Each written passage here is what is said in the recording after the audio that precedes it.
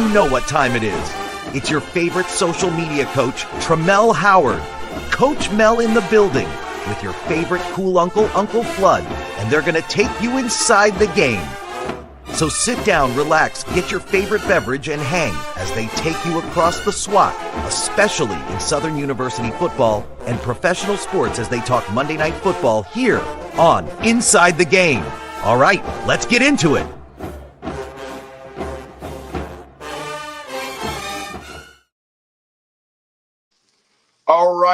All right. What's happening? Welcome to the show. It's Inside the Game. And, of course, I'm Uncle Flood. My man, Coach Melle Howard. Coach Melle will be joining us in just a little while. But we're going to get it off on the celebration. We're going to call this the celebration episode of Inside the Game. You know how we give it to you. We have a special guest that's going to be joining us. Barry Remo II, the MVP of the Bayou Classic, is going to join us in the show. And, of course, we're going to recap the Bayou Classic and talk about Southern hiring a new coach, Marshall Faulk. It's official. Press conference today. I want to find out from you guys, how did you guys feel like he won the press conference? Did he give you good feelings? Did you get warm feelings inside? Do you think this is going to be a success? Seems like everybody was on the hype train today, so it was official. Avery Johnson, Aeneas Williams, some famous Jags, well-known Jags in the building. So we're going to see how that goes. I want to get you guys' opinion, see how you guys feel about it, see if he won the press conference today. And for those people who weren't quite convinced, did he convince you? And for those people who were already convinced, did he have you fired up and ready to go? You can comment. You can definitely get in the comments and see what's happening. What's up, T-Levels? What's, hey, Cynthia, how are you? Vark say he definitely won the press conference. Everybody's feeling warm and fluffy. That's good. Yeah, we're going to make it happen. Coach Melle is going to join us. But, yeah, it's the Bayou Classic celebration. Yes, indeed. The Jaguars go in after a disappointing season with one opportunity to salvage some kind of salvation from this season, and they did it. They went in and upset Grambling 28-27. Well, I won't call it an upset. They beat Grambling 28-27, and if you went there for the vibes, that just made the vibes go up even higher, and Southern got the victory, because I had a wonderful time, and it looked like the people around me had a wonderful time too. So, hey, what could you ask for? What more could you ask for? The Jags went out and got the victory. Press conference was nice. I enjoyed being there. A lot of people were there. I wasn't able to make it today. I had some work responsibilities. When he corrected the man and let the man know the Jaguar prize never left, I was hyped. Yes. Yeah, I thought that was good. Hey, Cynthia, what's going on? Let's see. Had a damn good time at the Classic. I'm excited for 2026.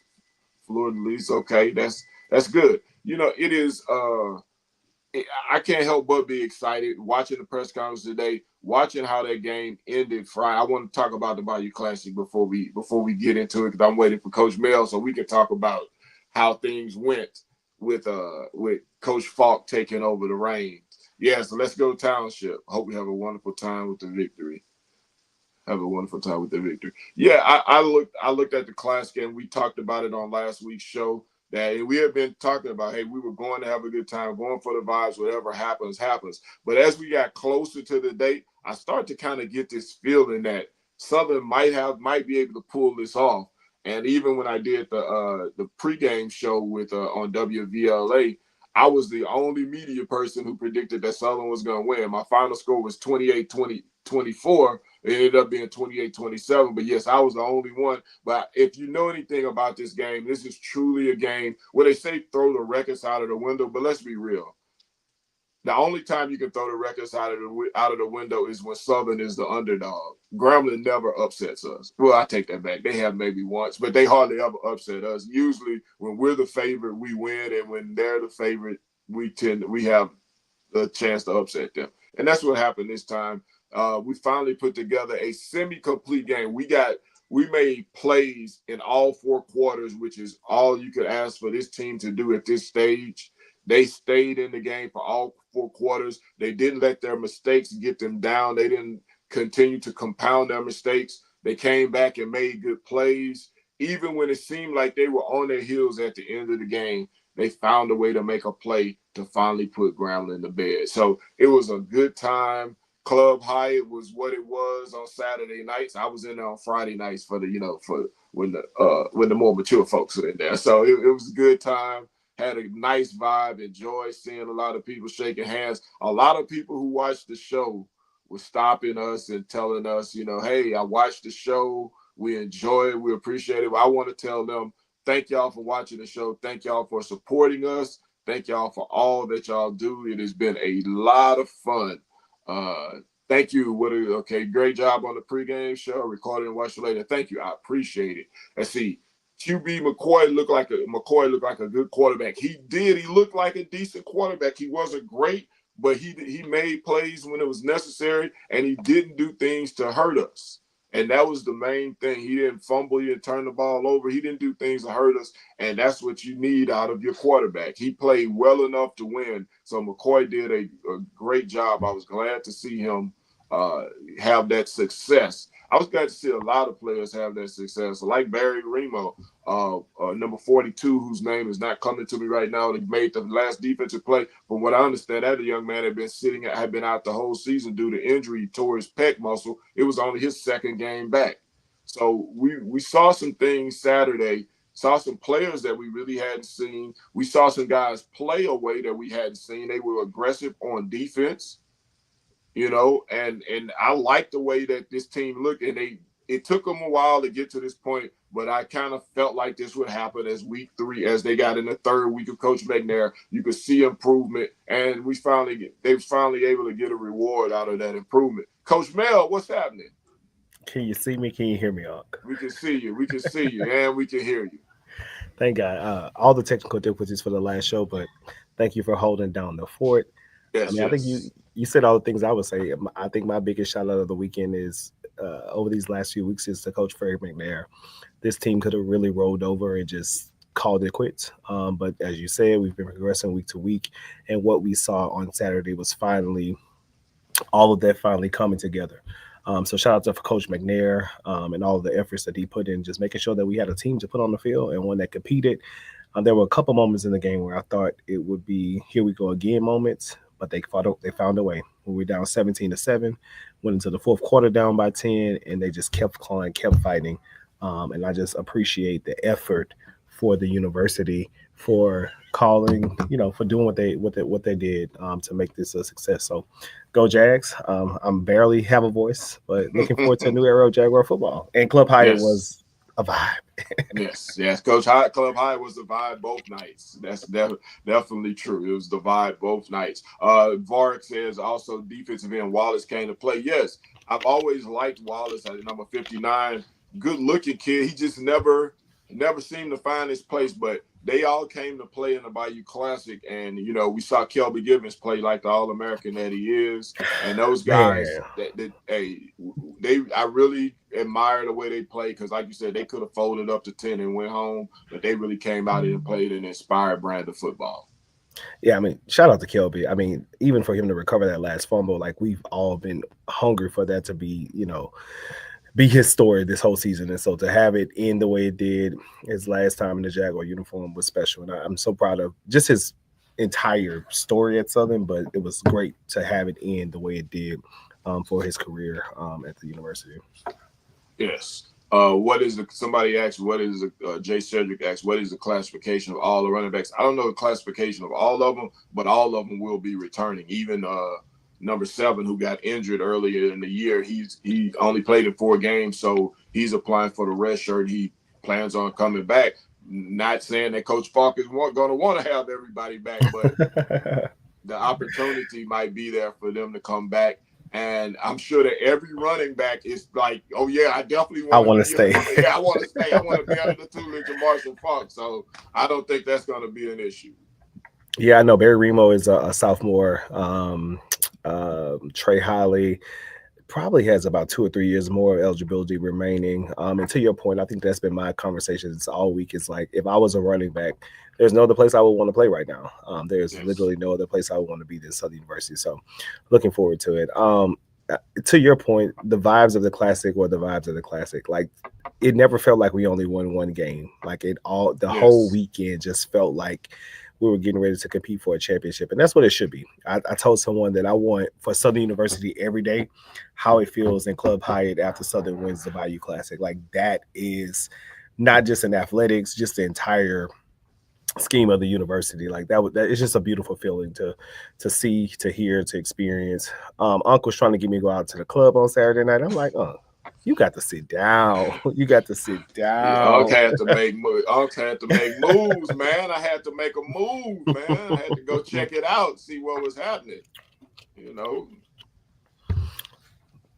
it was one of them. So, I don't know how much of this you talked about, but it's been a crazy weekend. We still would love for you guys to also be a part of our action by becoming a proud sponsor of Inside the Game. As you all know, there will be new eyes on Southern University football in ways that has never been before. But remember who was loyal to you. But you also visit our website at bit.ly/get-inside-the-game. It's no secret that today we introduced the 22nd football coach of Southern University football, NFL Pro Hall of Famer, Marshall Faulk. So before I know there's so many questions about Coach Faulk coming in and his tenure at Southern, how he got here, and etc. But what is your first quick reactions to the hire, Unc, and how are you feeling about this hire? I mean, I like the hire. I mean, it wasn't my first choice, but I like what's being presented. You know, I'm going to support it. I'm behind it 100%. And I like what he's had to say in the press conference. I like the way everybody is kind of rallied around him and kind of rallied around the university. I'm happy to see that. We can hear you. I don't know who that is. We can hear them. Yeah. Sorry. Yeah, but yes. My assistant hard at work today. Yes, indeed. But yeah, you know, so I was fired up and ready to go. Very impressed with the press conference. Very impressed with what he had to say about Southern. And Jaquan, I see you saw me at the club and you ain't speak to me, man. You saw me Saturday night. You ain't holler at your boy. Yeah, you saw what I was on, but that's all right. You could have hollered at your boy. You know what it is. But yeah, man. So I was really impressed. I liked the press conference. I liked the way Aeneas and Avery kind of stepped up and vouched for him.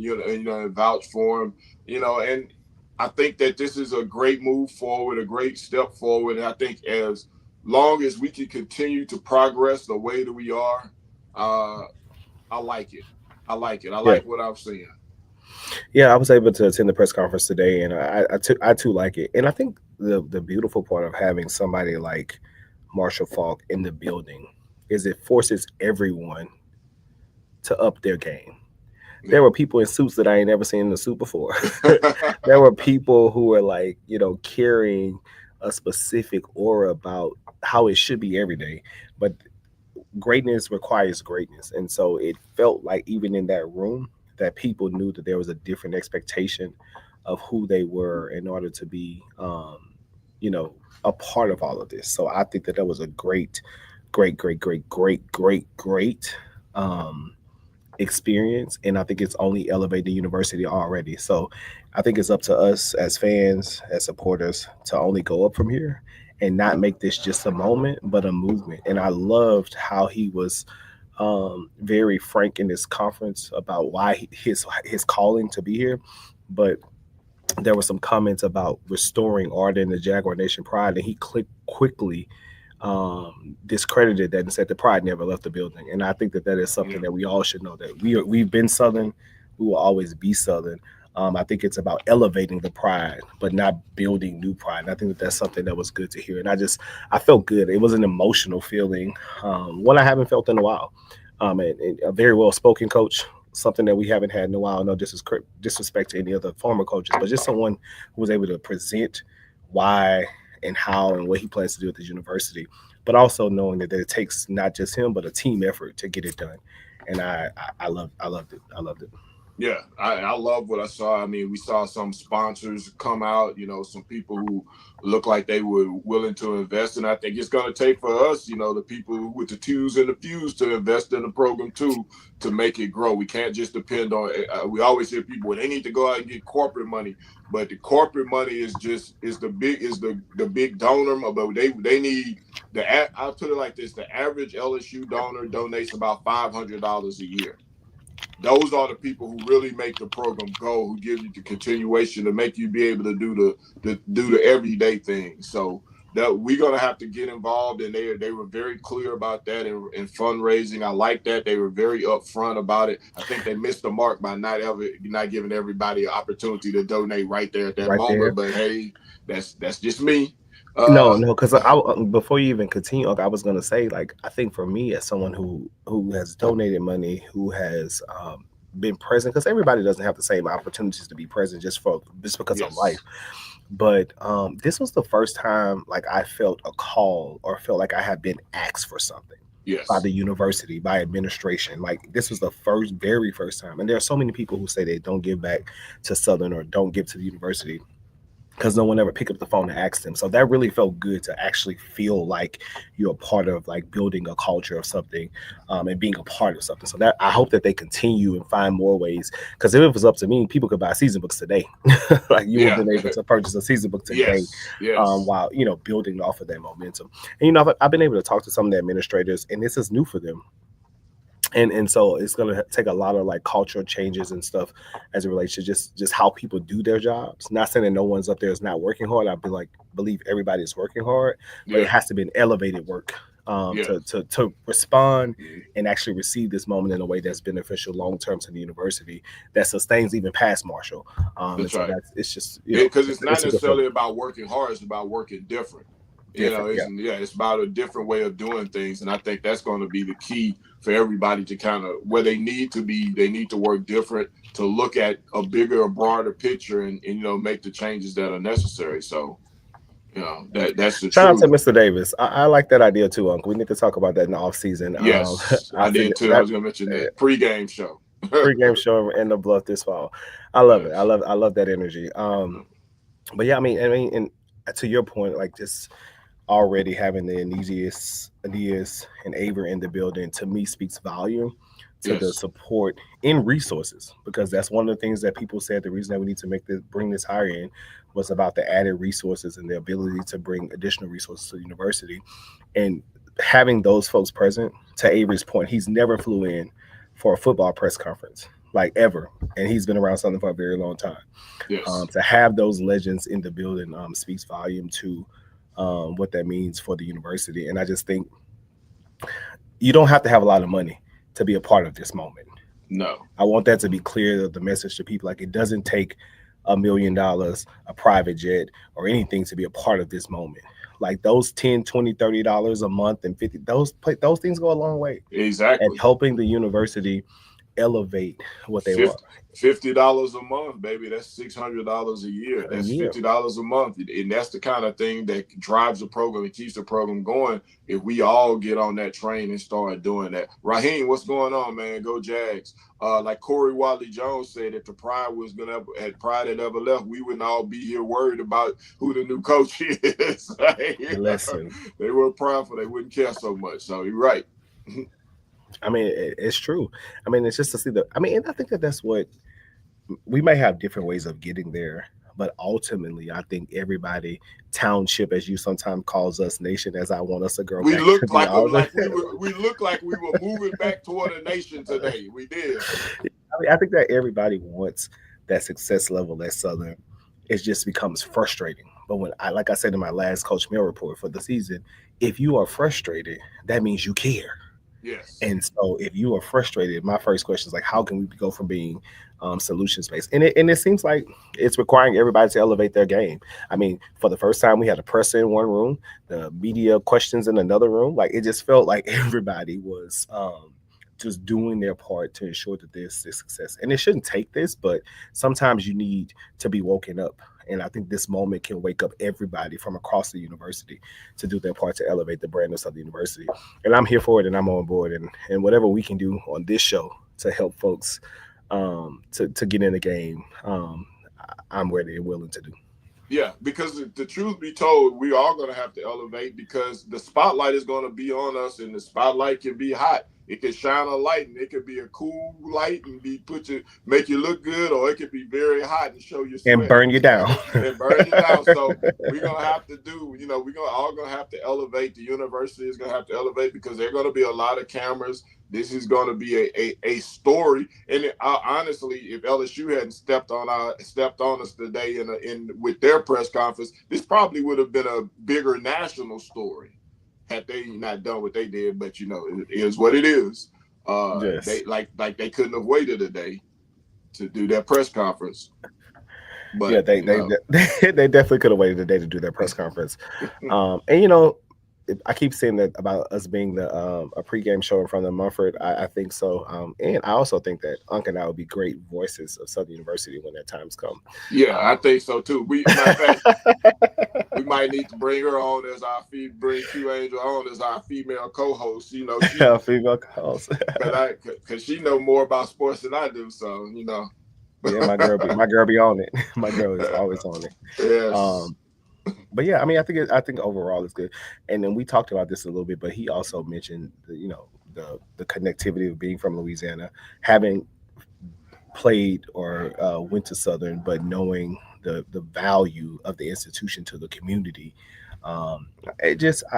Listen, I left there and I went ate at Mayberry. That's how excited I was. I went back to Mayberry to Red Bean Monday.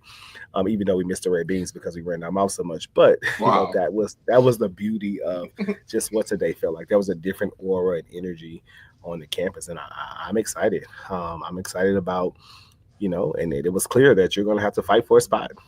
Yes, if you want to be a part of this new regiment of Southern University football, you're going to have to really show that you care and you're willing to work. And I love the conversation about what he talked about. What he wants to see in young men off the field. Because a lot of people talk about student athletes on the field and don't remember that they spend the majority of their time off the field. So building men and character to represent a program far beyond 3.5 hours on a Saturday was something that I love to see. Because at the end of the day, they are students first, athletes second. And that was... I'm sold, so I'm walking around to find out. Shout out to everybody who put the press conference on and made it work and made it look good. So because I'm here in New Orleans, the story has been on here in New Orleans. Marshall Faulk, of course, being a New Orleans guy.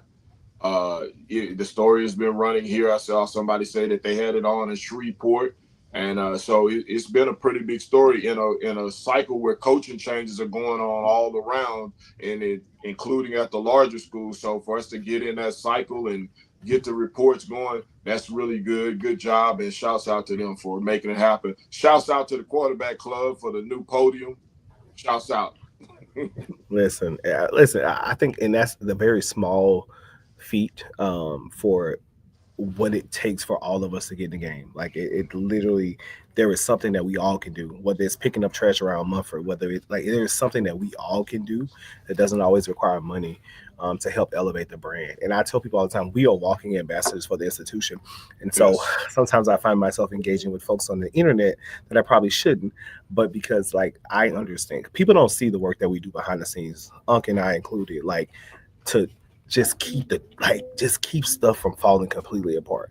That we don't get paid for, that we don't have to do, but we do it for the love of Southern University. And so that's why when I talk about Southern, I have such passion and heart and anger sometimes because we care. And at one point, Southern was all we all had.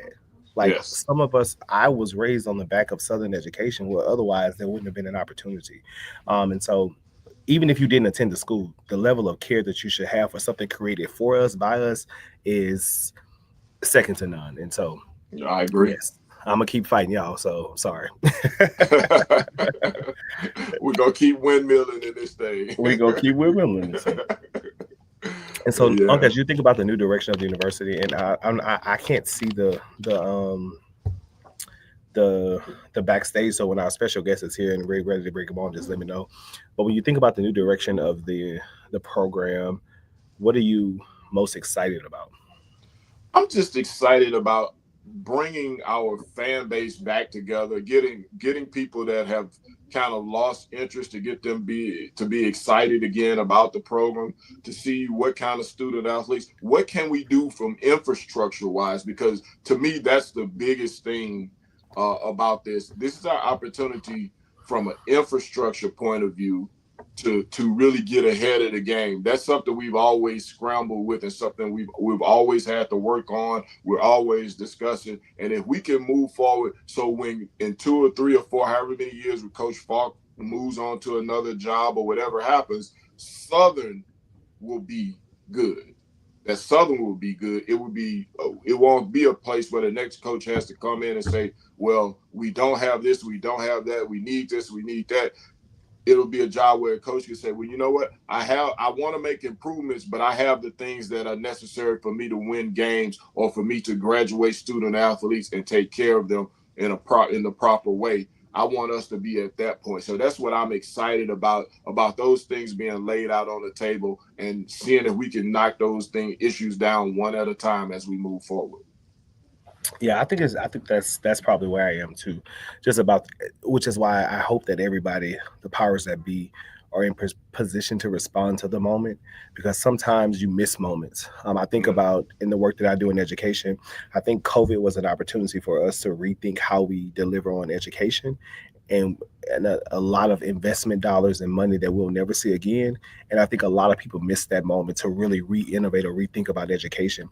And so my message is to the powers that be is that we are in position to respond to the moment, to create a movement.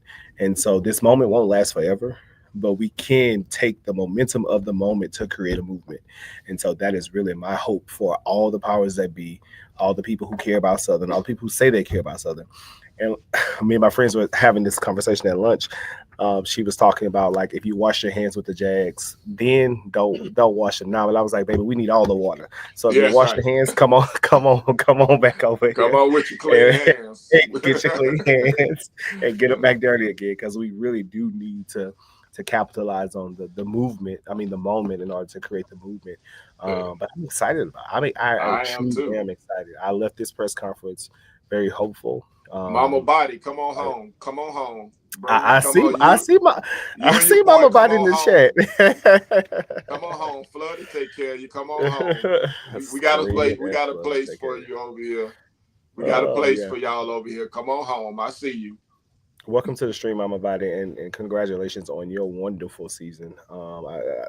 Great work all around for you and Andrew on this season.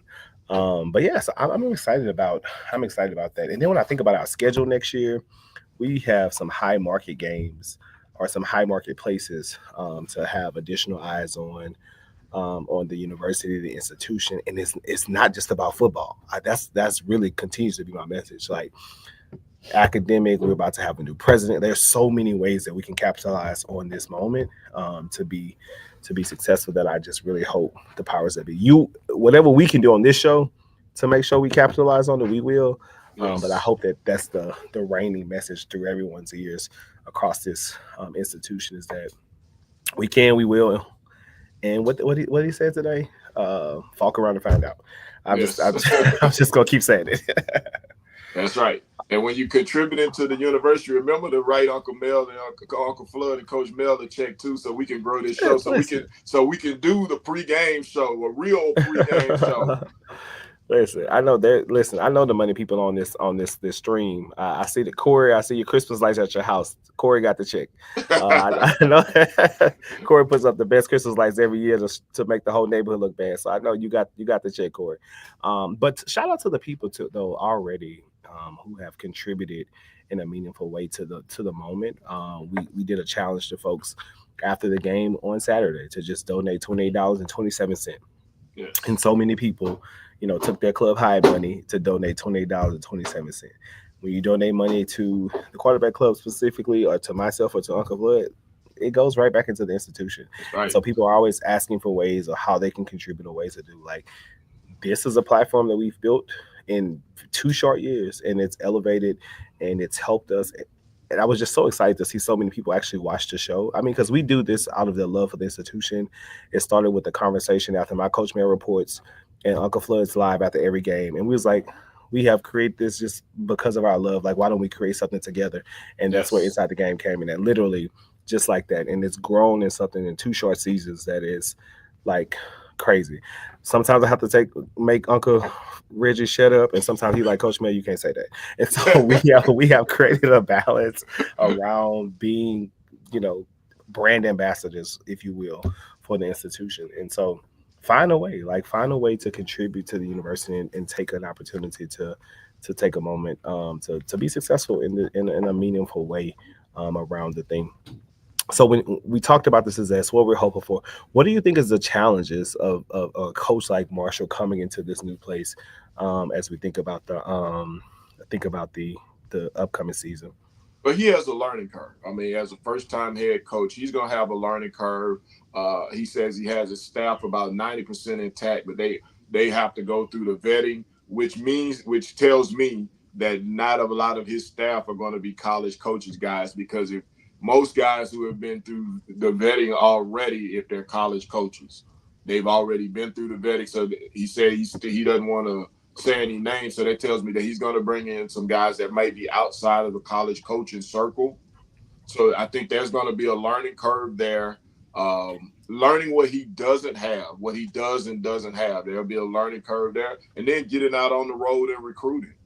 That can wear you down, man. People underestimate that, but getting out on the road and recruiting can be stressful. So he's going to have to do all of those things. He's going to have to learn some things, and hopefully he'll have people around him who can kind of guide him. I know he'll have Curtis Johnson, who has been a college coach before and who recruited Marshall to San Diego State. Curtis is a New Orleans guy. He's in the area. I know Curtis will be around him, helping to guide him. So, I don't want to cut you off, but we had Curtis on this show before, right? Yes, we have. Okay, I thought so. Yes, yeah, we've had him on, I think, twice. Okay, yeah. He was coaching in Houston. The Houston Roughnecks, Houston Gamblers, Houston Roughnecks, and the USFL. The USFL. Gotcha. And they combined with the new league to be whatever they are, but he's no longer there. They actually announced Sunday, that he was no longer the head coach, that the franchise was merging, so he was no longer going to be the head coach. So he may be on Marshall Faulk's staff. I don't think he is, but he may be now that things have changed. But I know he'll be there working with Marshall as a consultant and mentor. The question in the chat was, and if you have questions, comments, thoughts, or things that you want us to address here on the show, please feel free to drop them in the chat. There is a question in the chat about, is he bringing Anthony Balancer with him from Colorado? I don't know if he's bringing him with him, but Anthony was present at the press conference today. You heard it here first. That's a good sign. That's a good sign. Anthony played football here, and so he was at the press conference. Now, that's what I can confirm. I can't confirm if he's coming or not, but he was at the press conference, sharp as a tack. All right. Nice. Anthony Balancer. Yes, that's a good deal. Yeah, Curtis was at the press conference too. So that may be something that maybe 2 people we might need to look out for as far as staff is concerned. Yeah.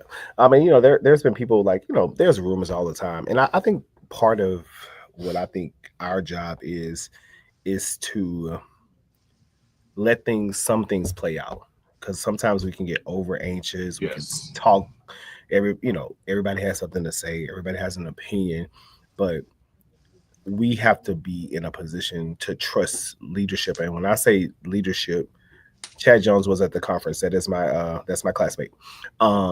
We have to be in a position. We have a leader, and I'm talking about football coach specifically right now.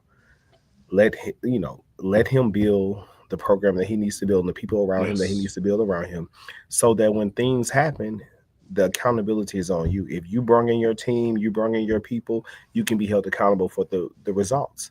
That's right. I truly believe he's going to produce, but we all have an opinion. Let the man do his job. That's what I believe in. That's right. Let him do his job. That's what you hired him for. Trust him to do it. Trust yourself to trust him to do his job.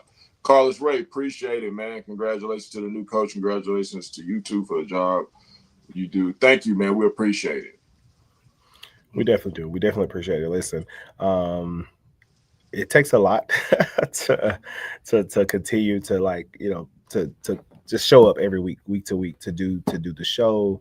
It takes a lot week to week to just to be there in the world where so many people have an opinion. So many. I'm glad that you guys trust our opinion.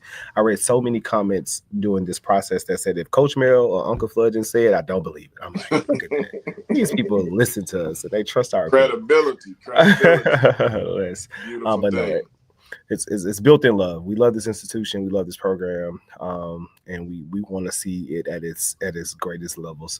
And it's because of y'all that we're able to even be a part of this, journey. The pregame show got me excited. What you think about that? I would love to see us right outside of behind the scenes. We've been talking about that for a minute. We just got to get the sponsorship, man. We got to get the sponsorship dollars, and we can make it happen. That's been the dream from the beginning.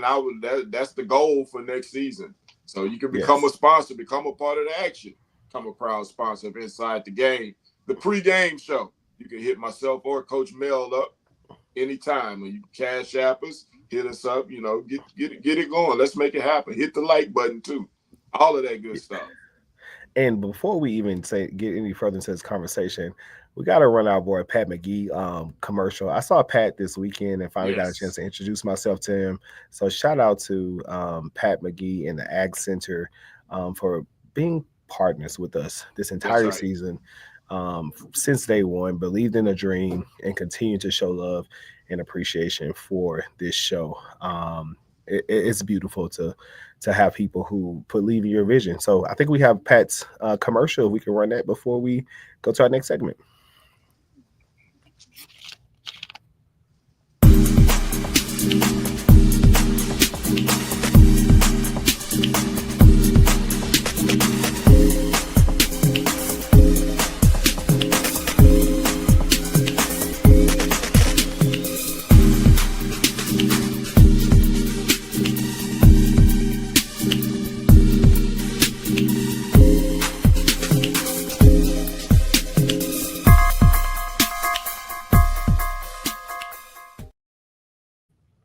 Pat McGee, my boy was dressed just like his ad. That's how I knew exactly who he was. They actually called him out at the board meeting, stating that he had to get kicked out of the board meeting because he had on jeans. But I'm like, that's how Pat always looks. But yeah, so we do have our special guest. We've just gotten word that our special guest is in a very important meeting right now. And if you want to make assumptions about where their meeting is, feel free. But he will be in with us as soon as he is out of his very important meeting, one way more important than him being on Inside the Game. So Barry will be with us as soon as he's out of his meeting. If not, we might have to have a special episode, a special season finale, just so that we can talk to our good brother. But I did get an opportunity to meet the young man today during the press conference. Just a heart of gold, a very humble young man. And I'm so glad that he finally had his breakout opportunity performance. That's Barry Remo, our Bayou Classic MVP, 100 yards, a touchdown, and a Baton Rouge standout. So this conversation keeps coming up, and even more so now that Barry had a breakout game. What is your take on recruiting local talent, and where do you strike a balance with that, with getting fit for your program? Well, I think that, of course, it's always good if you can get some local guys who can come in and contribute. I'm a person that says local talent is a double-edged sword, because inevitably there's always going to be people, there's going to be some disruption, and you have to learn how to balance that, because there's always going to be the local guy who comes in, or the family who feels like their local guy and he should start. He should automatically come in and play. Always going to be the people in the community whispering in their ear about why they're not playing or why they're not starting if they're not. So you have to be able to balance that. But I believe in getting local talent. I believe in recruiting the state for as much talent as Louisiana produces. We have to have. What I don't think like recruiting locally and recruiting the state has been our issue. It's been talent evaluation has been our issue, and the lack of development over the last few years. So I think we have to get in some doors locally And I think we're going to have to, do some talent evaluation. And I think we're going to have to step our game up a little bit in who we bring in and the type of talent we bring in locally and around the state. So I think that's two things. I think we're going to have to start to take more advantage of things like TOPS in particular, and I think a lot of local players think when you offer them TOPS that, oh, they just want me because it doesn't cost. But in today's game, you have to use all of your tools if you want to have a winning program. And if you want to be, if you can get a local guy with TOPS, hey, there's nothing wrong with that. Then we have to make it appealing to come to Southern and be able to use the TOPS, because a lot of local kids, when they get offered TOPS, they feel like that's an insult, when in fact it's just another tool in the box to be able to get as many talented kids as you can. So I think that's going to be something that he's going to have to sell. And like I said, the major point is going to be player development. Yeah, player development, for sure. And I think I resonate with you when you talk about local talent. I think when I think of it as two-edged, the evaluation of local talent. I mean, just first of all, there's not a fit for every single person who's locally who's a good talent. Yeah. So the idea that the narrative is that Southern doesn't recruit locally, to me, is like not necessarily the narrative. Do we miss out on some kids? Absolutely. Have we missed out on some kids who've went on to have successful careers? Some of them in the conference that we play in? Absolutely. But I don't think it's, when you look at the overall makeup of our roster, the majority of our players still come from Louisiana. Yeah, it's like 60%. Maybe not better. Yeah, 60% of kids. So yeah, from Louisiana. So from Louisiana, and so I think there's a balance. But I also think that as fans, to your later point, we had this conversation about one of our former athletes who went on to another school, and got word today that he has gotten some movement in limbs and he is progressing. And as Xavier T said, so continued prayers for him and his recovery, and more so, not even on the football field, but just as a positive young man that he's always been. But we talked about, even with that situation and how there was so much pressure. And someone who had an opportunity to talk to him said that the pressures of being the hometown hero becomes a lot sometimes. You have people who are constantly in your ear about something. So as fans, we also play a role at putting undue burden and pressure on these kids who come to play locally. It's a process. There are kids who I know who go to schools and don't play until their senior year. Like playing football where you have 11 men on both sides of the ball, 22 players out of the amount of people, it's a process. And so sometimes trust the process and not put undue burdens and pressures on these young kids who, again, are at the beginning students or students first. So many things to think about when you think about recruiting in that balance. What is your top position that you're looking for in the offseason if you're Coach Falk? Quarterback and offensive and defensive lineman. Not necessarily in that order, but definitely offensive and defensive lineman. Everything starts at the line of scrimmage. And I think that's going to be the main thing. I think this is a whole different season if we have better offensive line and defensive line play throughout the season. So I'm sure that's where Coach Falk will probably want to build from the inside out. Offensive and defensive line, inside out, and then quarterback, because you got to have somebody to run the system, baby. Yeah, same thing. I think quarterback for me is number one. Quarterback. And I think to a point in the chat earlier, not every player is going to come to any institution, no matter how talented they are, fully developed. Yes. Players should be coming into a collegiate D1 program and also being developed.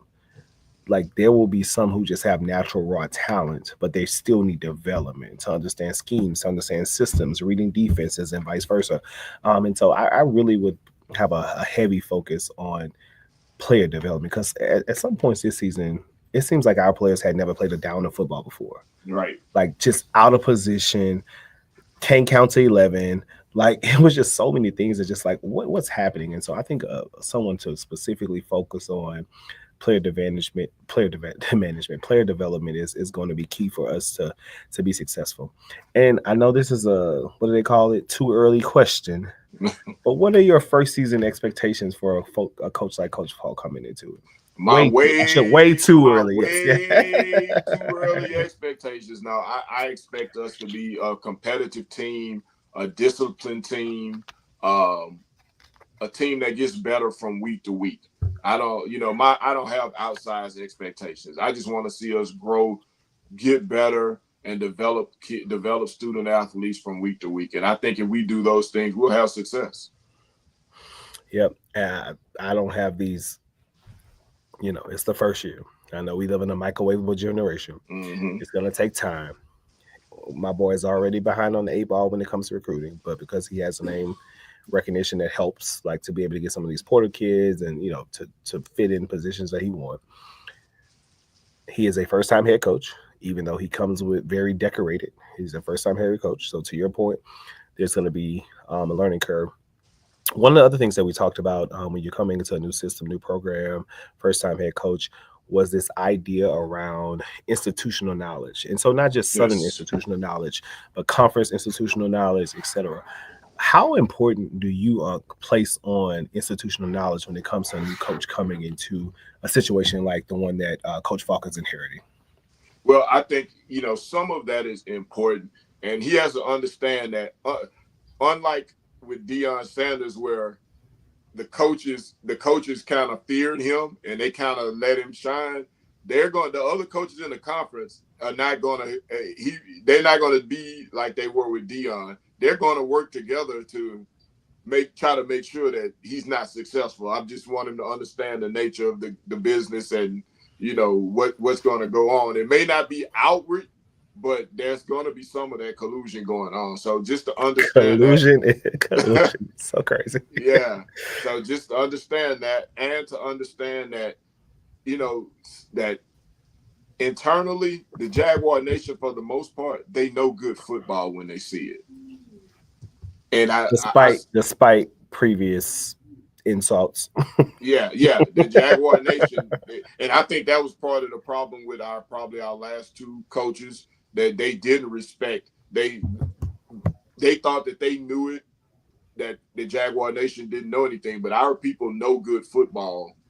They know what to look for. They may not know the X's and O's and all that, but they know what good football looks like. They know what good disciplined football looks like. They know what good character football looks like. So just those kinds of things are things that he's going to have to be aware of, and doesn't buy into the outside chatter that kind of goes on, I mean, because it can go multiple directions and ways. I mean, Coach Vic, very highly decorated and excited to come to Norfolk, ended up winning one game this season. Then you had Deshaun Jackson come in and get all the way to a MEAC title, and so it literally could go one or two ways. But I think that there has to be, we're here, we have a new coach, and we have to, let it play out.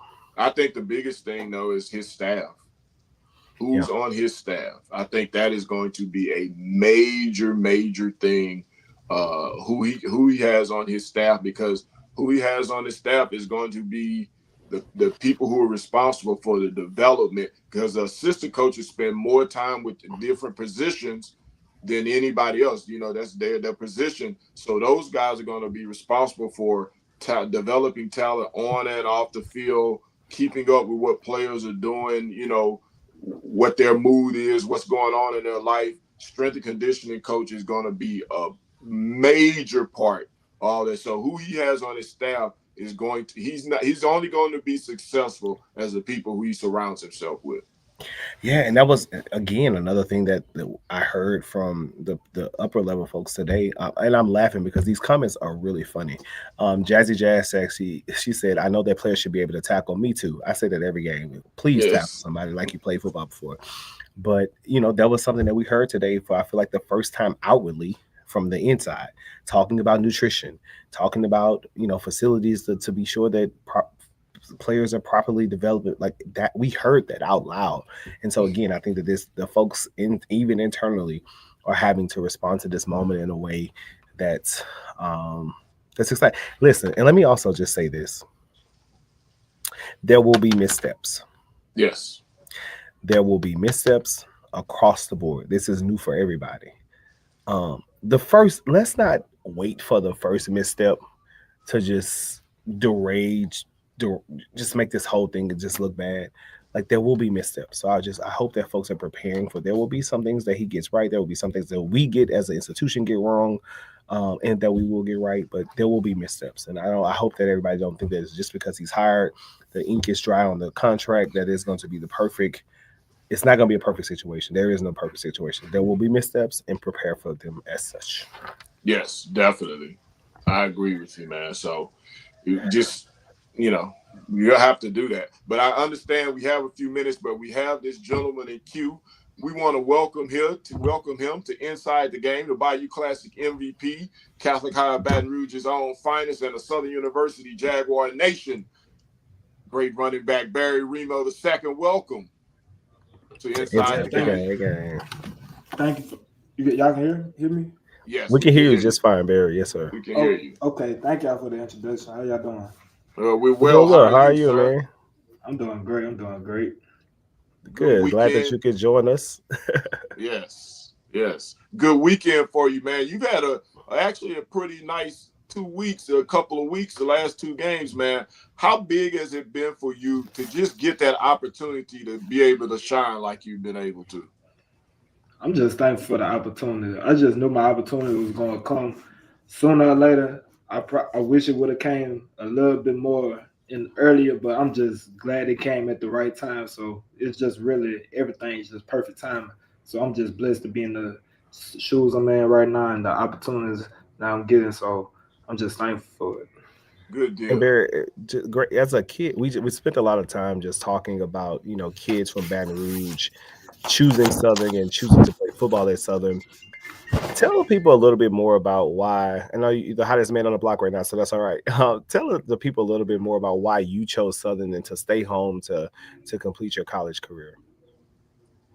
I chose Southern really because it was the best opportunity that I had at hand. So Alcorn had offered me first, like the first HBCU to ever offer me. Then came Southern, like right before I had committed. So I was just looking at it. I was like, Alcorn country, more like rural.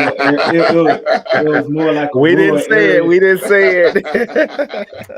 It was more like a rural area, and I'm more used to urban. I'm more of an urban area around other college towns. So that's why I wanted. And I was like, I want to choose a place that sat right with me, a place that I feel like, man, look, you could be different by going here. By you could change the atmosphere. You could change the environment around here. So that's the real reason why I chose Southern. Yeah. Now you're a local guy. I'm sure you interact with a lot of Baton Rouge guys. What are Baton Rouge's? A lot of the Baton Rouge kids, what are they basing their decisions on? How do they view Southern? Honestly,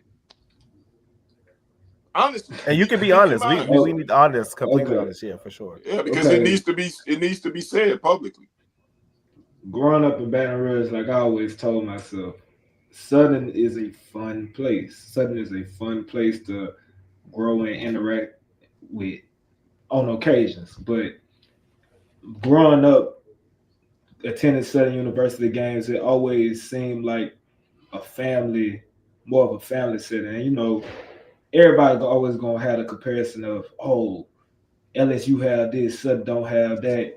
And having that comparison between the two is kind of like, well, look at what their alumni does and look what they do. And I'm just going to Southern, you'd be like, well, we're gonna do what we have. We're gonna use our resources, our limited resources, and we're gonna be the best with what we have. So that's why Baton Rouge kids view it. They say, Southern is a great place to go to, but if a better opportunity occur, they're gonna take the opportunity, the better opportunity over Southern. But I'm great where I'm at. I'm fine where I'm at. I appreciate you. I appreciate you elevating that comparison, because comparison can be the thief of joy. What has it been like for you to be a hometown kid and to put on the Southern University uniform and have the performance that you had in the Bayou Classic, like how does that make you feel? Like where you feel like you could put on for the city, being from the city, and just truly elevate the brand of Southern University football? I really feel like I did it for Baton Rouge. Like I know I feel like I said I feel like we received the win because of the seniors and all that, but like it's a big thing to win the Bayou Classic being from Baton Rouge. Like I grew up going to the Bayou Classic, and just for me to win the Bayou Classic and receive an award at the Bayou Classic, that's something huge. That's something huge to me. Yeah. How excited are you for a guy being a running back, especially? How excited are you for Coach Falk to come in, take over the program? I'm very excited. I'm very excited. I feel like I can gain a lot of knowledge, listening from him, gaining the knowledge that he know from being a Hall of Famer at the NFL and just being around coaches like Coach Dion and just not him. So I feel like I can learn a lot of information, some information that I was probably missing out towards the previous coaching staff, but just having somebody like that, I feel like I'm gonna be great. I feel like I'm gonna grow better as a person on the field and off the field. Now I know you're a running back, you're a student of the game, but did you know a lot about Coach Falk before you heard his name come up as a head coach? I knew who he was. I knew who he was. I knew he was a Hall of Famer. I knew he was from New Orleans. This is not my first time hearing the Marshall Falk. So. Okay. Yeah, I know you're a student of the game, so I kind of figured that. Unc always try to question our age knowledge when it comes to topics like people. No, like because that was a question. That was a question that had been put out there that, well, these kids don't know who Marshall Falk is. My response was football guys, maybe the average high school or college person may not know. I say, but football guys know who Marshall Falk is, and that's why I asked him that question, because I know football guys know who Marshall Falk is for sure. And Barry, this is my last question for you, but I think about we all watched and attended most of the games this season. How did you persevere? This was probably the toughest season in Jaguar football history. How did you persevere to put together the performance that we put together in the Bayou Classic to win our second game? I know you players are on TikTok, they're on social media, they see the commentary. Like, how did you persevere to get through the season and then have the performance you had in the Bayou Classic? Honestly, I didn't. How I persevered, I didn't forget who I was.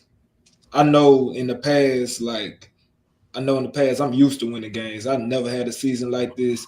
I know the high school I came from. I know my championship pedigree was going to will my team, and it's just going to spread like wildfire of winning, a winning culture, a winning environment around the team. So how I persevered through this whole season, I just didn't forget who I was. I put my faith in God, and I just let the rest do everything. So I put the work in. I just let everything take care of itself. Good deal. Now, Barry, before we get out of here, man, we got 50 million questions to ask you, but we're running short on time.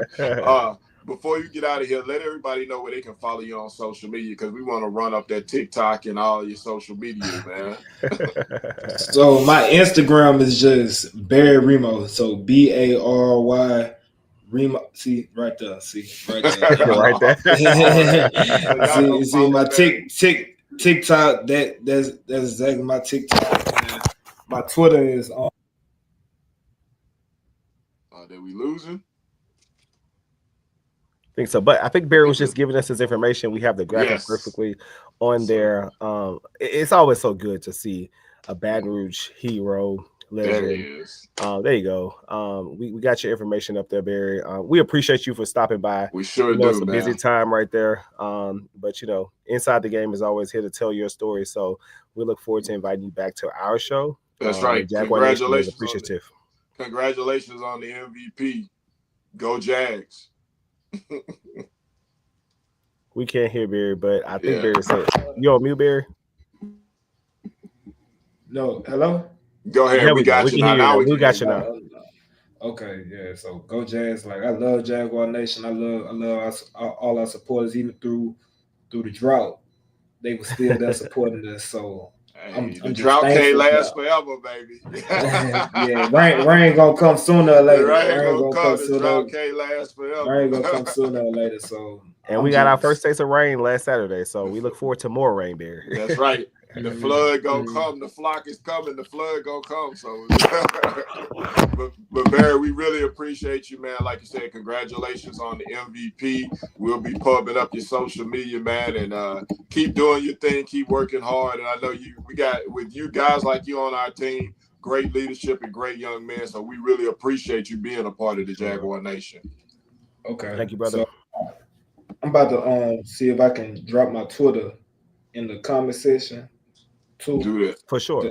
Do that, brother. Do that. We appreciate you. Have a good night, man, and go Jags, for sure. Appreciate it. Thank y'all for having me on. All right. Yes, sir. You're looking out. Thank you.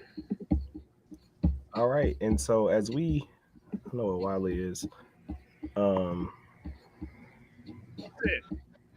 A late hit or personal foul on Bryce Cage that led to their touchdown. We do have our Four penalties for Grambling have been 15-yard penalties. Remo with a crease. Remo takes a hit. Does not go down. Remo races. Remo scores. Yes, indeed. Because this rushing attack. What a moment. What a moment. Paying dividends. Barry Remo highlights. Nice run. Barry Remo became the lead back when Trey Holly. He's at the 5, the 10. Oh, man. Coach Melle, it's been a lot of fun, brother. It's been a lot of fun, man. We might have to come back and do a little update show every now and then till we get back to basketball season, man. Yeah, I mean, it's been great. I just, as my parting words before Unc closes us out for the season, like he always does, and give his parting words, I just want to thank everybody for believing in the vision that we had 2 years ago to bring this, elevate this platform, to talk about Southern University sports and sports in general. It's been a dream of mine, and I love it so much. It's started off as a Facebook report, and it has grown into something that I never could have imagined over a very short period of time, and it is because of you guys that we're able to be here. I'm not going to get emotional, but that is great. And I just want to remind you guys that tomorrow is Giving Tuesday. So we will be dropping platforms for you to give as we take this moment and create a movement. Coach Melle, thanks you guys for another wonderful season, and I look forward to seeing you for our special pop-in shows and for our full season, season 3, in the fall of 2026. As always, go Jags. Right. Your parting words, and then take us out of here.